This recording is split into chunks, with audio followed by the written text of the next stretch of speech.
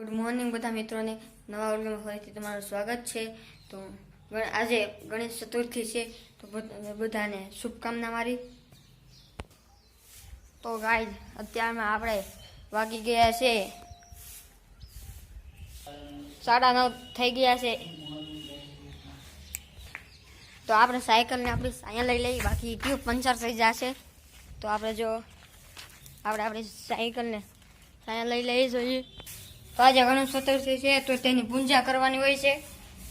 તો આપણે તેમાં લડ્ડુ જોડી અને તેની પૂજા કરશું। આમાંના પાંદડા લેવા જાવશું, તોરણ બનાવવાના છે। તો પાછો તમને વાડિયા જઈને વાડીનો લુક બતાવીશ, ત્યાં લગન બ્લોગમાં બન્યા રહેજો। આપણે વાડી આવી ગયા છીએ। આ જો ફરતી કોઈ આંબા છે બગીચો, તો તમે જોઈ શકો છો। આપણે આંબાના પાંદડા લેવા આવ્યા છીએ। તો તમે જોઈ શકો છો લીલી લીલી કેરી છે, કેસર કેરી છે। તમે જુઓ અહીંયા લીલી લીલી કેરી છે, તમે જોઈ શકો છો દોસ્તો। અમારી વાડીનો નજારો છે, એકદમ લુક તમે જોઈ શકો છો। જો કેવી પાકલ કેરી છે, અમારો દોસ્તાર છે। તમે જુઓ કેવી લીલી કેરી છે, જોઈ શકો છો। આ અમારો નજારો છે વાડીનો।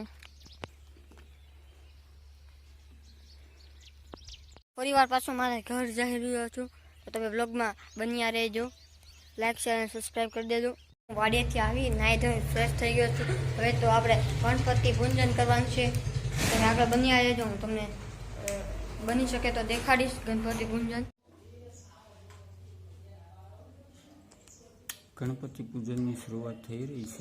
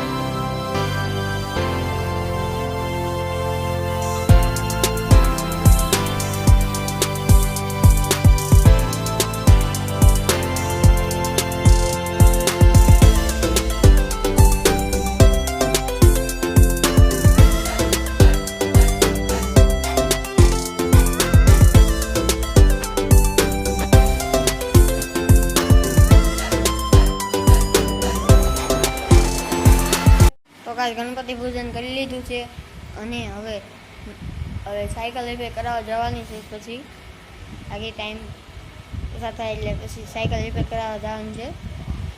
તો ગાઈઝ આપણે આપણી સાયકલ રિપેર કરાવવાની હતી, સાયકલ રિપેર કરાવ્યા છીએ. તમે જોઈ શકો છો આ હરિયગરો છે સેન્ટર. मैं ऐसा मत बोलूं कि मेरा बापा का है. वीडियो ने लाइक शेयर અને સબસ્ક્રાઇબ કરી દેજો.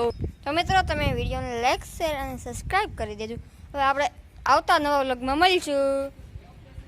ઓકે, રામ રામ સીતારામ.